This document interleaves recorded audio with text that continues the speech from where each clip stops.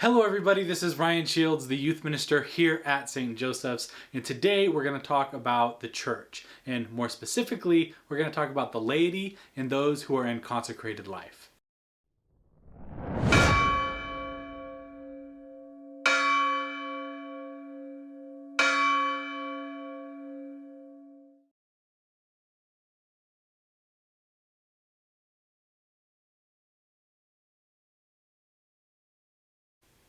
Hello again everybody, like I said, I'm Ryan Shields, the youth minister here at St. Joseph's, and today we're talking a little bit about the laity and people who are in consecrated life.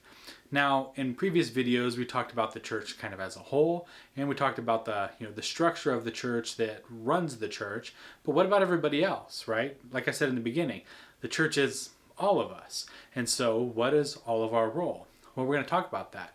We're going to start with the laity, and then we're going to go into consecrated life.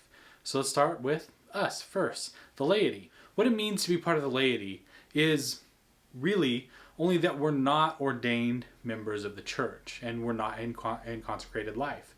We're just the people who go to church every week.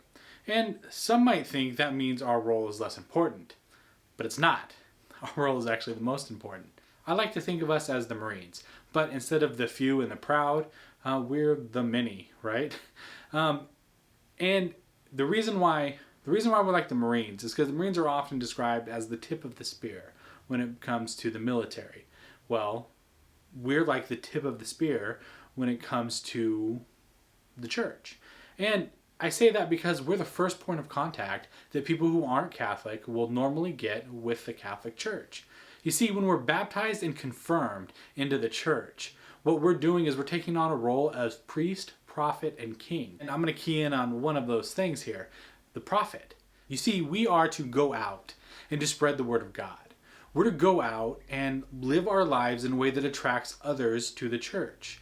So when you think about it, what you do on a daily basis, be it your interactions with your friends and coworkers, your classmates, anybody that you come in contact with, those actions are more likely to attract somebody to the church than anything that the priests and the bishops and the pope do.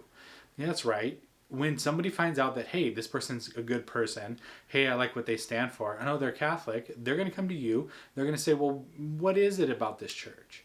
What is it about your faith that makes you the way that you are? Because there's something about when you let Jesus live in you and you live as a son or daughter of Christ, that is just attractive to other people. They see these characteristics in you and they want to come. They want to come to the church. In my personal life, one of the best examples of this is my dad. You see, my dad is not the type of Catholic who loves to read about theology. He's not, learning everything he can about why we believe this or why we believe that. I'm that type of person, right? My dad has a very simple, hey, I believe in God. I believe in the Catholic Church. This is what the church teaches. Therefore, this is what I believe. And he lives his life accordingly. And I got to see that for years. I mean, from the time I was a little kid into a couple years ago, I was around my dad quite a bit. See, I worked with him for a long time as an adult. And I got to see how he interacted not only with us, my siblings and myself, his kids, but I got to see how he acted with the general public, how he treated people outside of just the family. He treated everybody with respect, even the smallest among us, right? The laborers, the people who are, barely making minimum wage. My dad, a business owner, whenever he was out there, the guys all loved him. Why? Because it's not just that he's funny and he made them laugh, but they could tell that he genuinely cared about them. That's just the type of guy my dad is. And getting to see that for my entire life really showed me what it was like to live out my faith, to be Christ, be kind and loving to other people. And you see, at the end of the day, that's what we're called to do as the laity. Yeah, our job is to get to heaven, right? We're supposed to be learning what the church teaches, forming our conscience, and doing those things. But when it comes to our role in the church, our role is to go out and evangelize. Sometimes we're going to do it with our words. We're going to talk to people about the church. We're going to, maybe you become a core member and you give talks and you talk to other teens and you talk to younger teens about what it is to be Catholic. Maybe you go into active ministry yourself, be it youth ministry or be it the ministerial role of the deacons and the priests within the church. Maybe you go on to do a different role. That's fine. But that base layer of what we're called to do is to go out and spread the gospel. Sometimes we're going to do it with our words, right? Other times, we're just going to do it with our actions. Who we are as people, how we act in the world, how we interact with others is just as important as the things that we say. Because who you are when nobody's looking is really who you are. So we strive to make ourselves the best we could possibly be so that others can see that, can see the light of Christ in us and want to convert as well. This brings us to the next layer in the church hierarchy, right? I talked about last week how it's like the Pope in the very center, and then bishops, and then you have priests and deacons. Well, this is the layer right before the laity, which is the outside layer that we just talked about. And it's the layer of those that are in consecrated life. We're talking religious priests, religious brothers, and religious sisters, and a couple other things along the way. What it means to be in consecrated life is to be set apart, and to not just be a lay person, but have a little bit of extra role. Now, there are a couple different ways you could do this. First off, we're going to talk about hermits. Now, we don't have a whole lot of hermits here today, but in the early church, there was a lot of this. There were men and women who went off, who lived by themselves, totally isolated in caves, in little dwellings and simple dwellings out in the desert, away from people. They spent their lives devoted to praying for other people and sacrificing for the church by living a simple life. Now, something that you might see a little bit more today is consecrated virgins and widows. And these are by and large women who have decided to consecrate their life to working and serving the church and prayer for the church.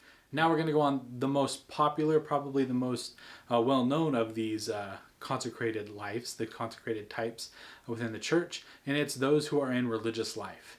And if you're in religious life, that means you've joined a religious order, and you're going to serve that order and whatever they do for the rest of your life. Now, there's some orders that work in hospitals, some that work in schools. Really, there's a big variety of things that you could be here, things that you could do here, but they all serve a little bit different role.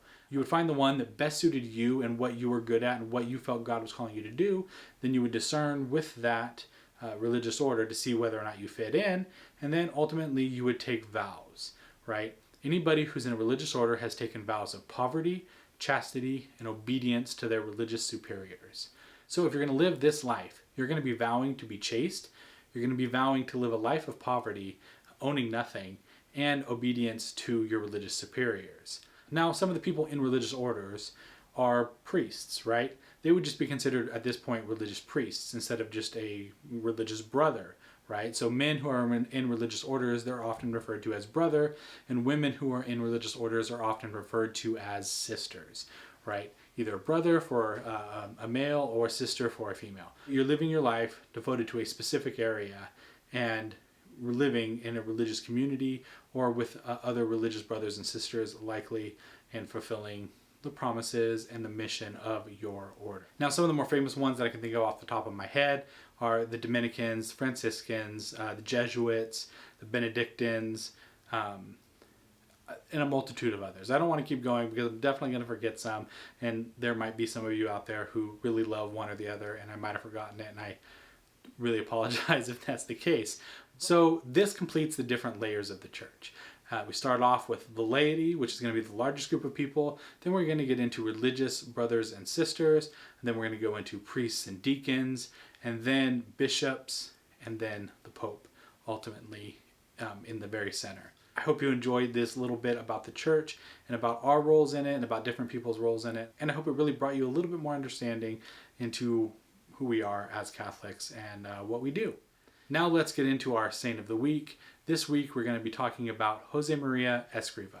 Josemaria Escriva was a Spanish Roman Catholic priest who founded Opus Dei, an organization of lay people and priests dedicated to the teaching that everyone is called to holiness by God and that ordinary life can result in sanctity. He was canonized in 2002 by Pope John Paul II, who declared Josemaria should be counted among the great witnesses of Christianity. Escriva has a doctorate in civil law from the Complutense University of Madrid and a doctorate in theology from the Lateran University in Rome. The principal work of his life was the initiation, governance, and expansion of Opus Dei. Escriva's best-known publication is The Way. which has been translated to 43 languages and has sold several million copies. Popes John Paul I, John Paul II, Benedict XVI, and Francis, as well as many Catholic leaders, have endorsed Escriva's teachings concerning the universal call to holiness, the role of the laity, and the sanctification of ordinary work. Escriva was born on the 9th of January 1902 and died on the 26th of June in 1975 at the age of 73 in Rome.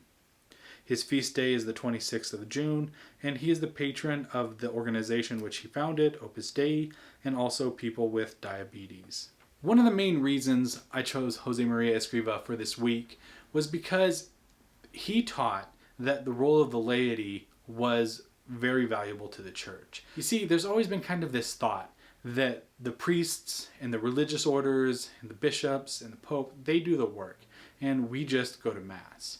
But Josemaria Escriva taught that what we do is also very important, that we can find sanctification in our daily lives, in the work that we do every day, be it as a youth minister or real estate professional, construction worker, police officer, doctor, lawyer. Really, it doesn't matter what you do, but what you do can lead you to sanctification. And the actions that you take every day can lead to your continued holiness. And you could be a great saint by just doing the things that you're supposed to be doing and living your everyday lives.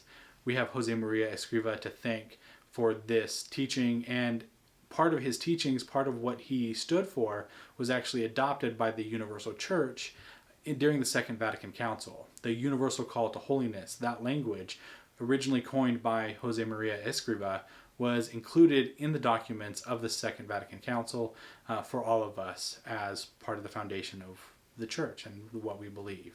Thank you so much for your time today. I truly appreciate it. If you have a second, please go ahead and press the like button, subscribe to the YouTube channel. We can always use more likes and more subscriptions so that we can continue to do the work of spreading the good news, the gospel of Christ, especially during these times of COVID-19. That is all that I have for you today. God bless, and see you next time.